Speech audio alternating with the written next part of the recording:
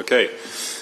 We'd like to welcome Denny McCarthy to the interview room here at the 2025 BMW Championship. Denny, it's kind of a home game for you, but you just said you're not staying at home this week. Just explain that for us. It's just a little too far away, hour with no traffic, and as we all know from this area, there's always traffic, so it would just be a little too much time in the car. So staying a little closer to here, a little bit more of a normal feel of a tournament week, but it'll still be very special to have a lot of family and friends out this week, and I'm looking forward to the opportunity.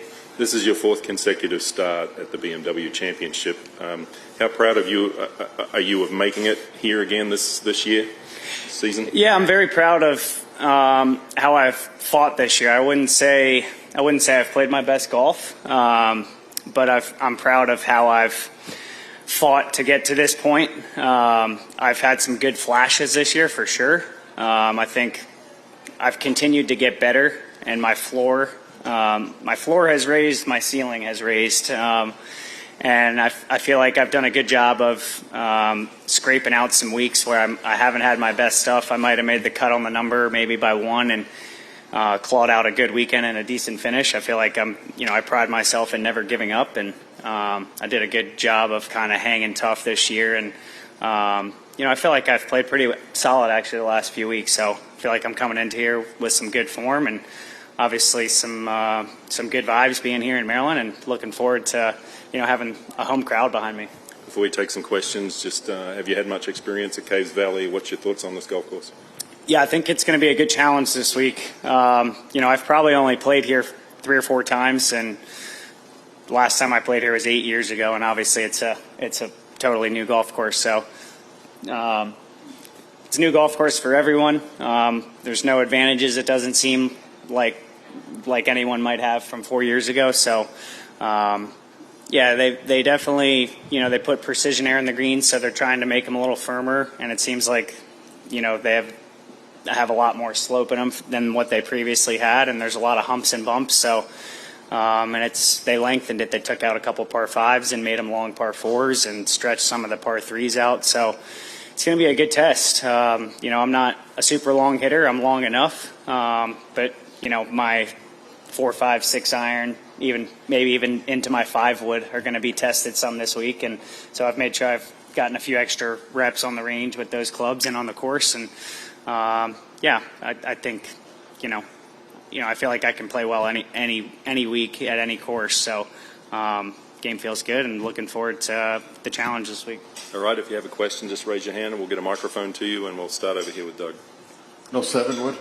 No 7 wood. My 5 wood's it goes about the distance of other guys' 7 wood, so similar.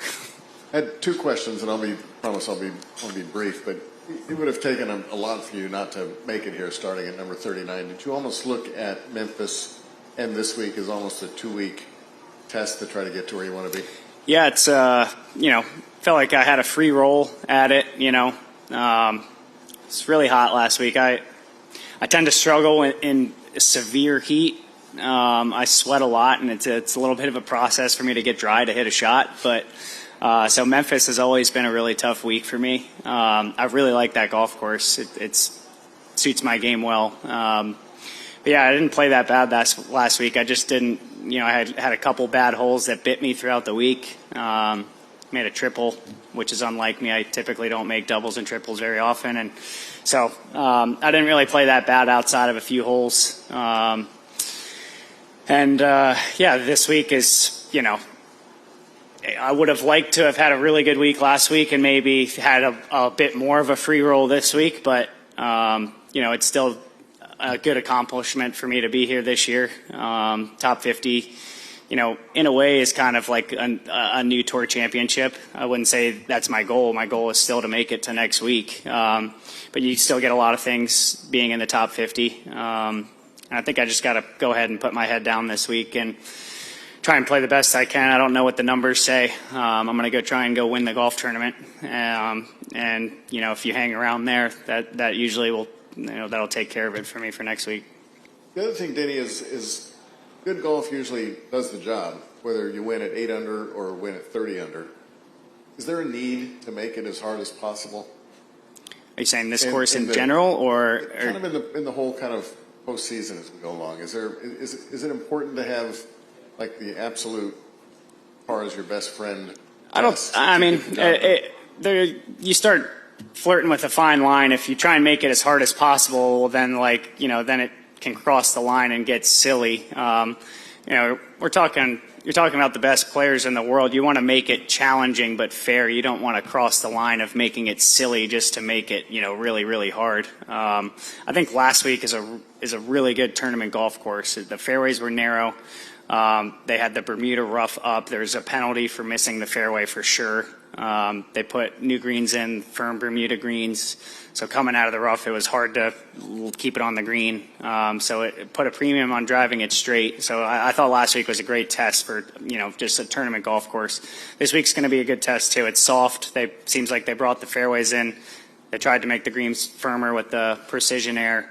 I think that these are good tests. I don't think, it's hard to make it impossible for us. Oakmont's pretty close to, that's the typical, U.S. Open type of golf course that everyone wants to see us suffer on all the time. And it's hard to get that for us, but you also, I'm sure people love seeing the top players in the world suffer, but, I like a golf course that's challenging but fair. Last week kind of reminds me of the Players, and to me that's a really good tournament golf course as well. Yes, ma'am. Denny, you talked about playing this year and how you felt. Can you pinpoint some of those times this year where you felt like you were playing your best, and how can you channel those moments into this weekend? I think, I've gotten onto some really good feels the last few weeks. I've just kind of put my head down and tried to, focus on what I need to do to get better over the last couple weeks, and I've done a really good job of that, kind of trying to stack days of feeling like I'm getting better. It's really hard to do. Sometimes it's pretty easy to have a couple good days, and then you have a day where you're like, well, what happened? I felt like I was, trending in the right direction, and, I kind of slipped off today. But I feel like I've done a pretty good job of staying pretty consistent with my routine and the feels in my golf swing to feel like I'm continuing to stack a little bit better day after better day. There's a couple times I played really well this year. Genesis at Torrey Pines. I didn't think Torrey Pines was really a good golf course for me. I haven't played the Farmers in 4 or 5 years. And then when I got moved to Torrey, I was kind of like, oh, great. I haven't played here in forever. And, it seems like I'm going to have to add Farmers this year because I had a good week there. That's kind of what I was alluding to earlier. I feel like when I do play well, I can play well at any type of golf course. I might, 5 years ago, that place might not have suited me very well, but I've kind of become a different player in the last 4 or 5 years. I've gotten a lot better. Still feel like I can get a lot better. So just kind of focusing on trying to get better. That's what drives me. I like working hard. I like the journey. I like the process to try and see how good I can get. All right. Anything further? Everybody got what they need? Got one? Couple more? Go, Doug. Right in the front. Go ahead. What would it mean if you were to be able to qualify for the Tour Championship at, a course that's so close to where you grew up? I think it would be really special. I'm going to have a home crowd here this week. I'm going to have a lot of family and friends. So to be able to do that in front of them would be, it would be incredible. I've come to this event over the last 3 years, basically coming down to the final round of this event where if I play a really good round of golf, I qualify for the Tour Championship. And I just quite haven't done that. I've played some solid rounds, but not just kind of missed out on the Tour Championship the last 3 years. So it's been a little frustrating for sure, just because I feel like I've had some good seasons and it comes down to the last round. But it'll be nice, when I have that chance on Sunday, to have some support behind me, and maybe they can push me across the finish line. Okay, we'll wrap it up with Adam. What does it say about your game that you're able to get to this tournament pretty consistently without having a win? Yeah, I think kind of just alluding to what I was talking to earlier about, I think my floor of my game has gotten a lot higher to where when I don't play my best golf, I can still make cuts and scratch out good weeks. When my game gets off, I'm not missing the cut by 7 or 8. I'm still able to make cuts and find a way to have a decent week still. Yeah, it's tough. I mean, it'd be nice to have a win and get 500 points and jump a big way. I've kind of done it chunk by chunk by chunk, here and there to get I don't know how many points I have, 1,000 something. Yeah, so it'd be nice to have some wins and make it a lot easier on myself to make it to Eastlake. But I guess you could say I've kind of done it the hard way. But yeah, I don't know. I think I've become a much more consistent player week in and week out. I maybe haven't given myself the chances to contend to win tournaments as much as I would have liked to this year, but I've still had a lot of solid weeks, and I feel pretty good about how I've prepared over the last couple weeks coming into this week. So I'm looking forward to challenge and opportunity again. Is there anything you've learned or can learn from seeing Cam Young break through and Tommy Fleetwood come so close again and still not getting that? Yeah, I mean, Cam's obviously a very talented player. I'd love to be able to drive it 360 on a string like him. I don't quite do that. No, he's obviously on a roll at Wyndham a couple weeks ago. That was cool to see. It was only a matter of time for him to break through with, he hits the ball a mile. His putting is very good this year. I think it was underrated in the past. I've played with him at home a couple rounds where I thought he's a good putter, but people were kind of knocking him on that, and he seemed to make everything at Wyndham. So it was kind of see his game kind of all come together in that 1 week and kind of lap everyone at Sedgefield. What was the second part of your question? Sorry. Tommy not getting. Yeah, I mean it's hard out here. It's not that easy. I mean, I don't know how many starts it took for Cam, but I mean it seems like he could have won a couple tournaments here and there over the last few years. We're playing.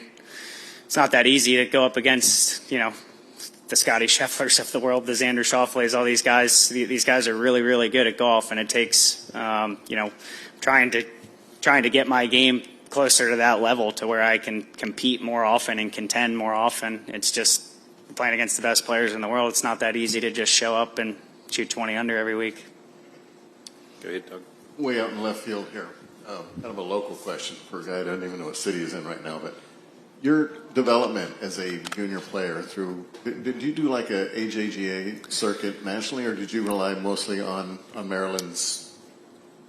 I did, yeah. I played a lot of Maryland State Golf Association, Mid-Atlantic Golf Association, pretty much all through my junior career. And I did play some AJGA, but it wasn't until late in my high school career, basically. It was kind of my junior year of high school going into senior year of high school as I started playing some AJGA events, but I didn't play a ton. I played a lot locally, and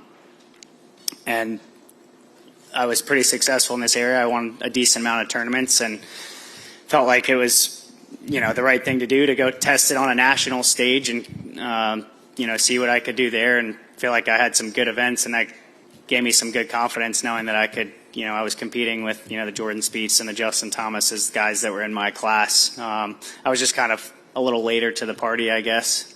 Was this enough? Maryland and Mid-Atlantic, was it enough to? For me, it was, yeah. I mean, I loved getting, I got up to play these tournaments like I do nowadays. I was really excited. I got nerves before I played Maryland amateurs, Maryland match play tournaments, junior tournaments. It was good preparation. It was, and it got to the point where I feel like, people would consider me as the favorite. I kind of had a target on my back. I felt a little pressure. It was fun to go out for me and kind of perform under that pressure. And so it's no different than, the pressure of trying to win a tournament out here, or even trying to make a cut down the stretch. You feel similar nerves, and it comes down to, executing shots, controlling your emotions.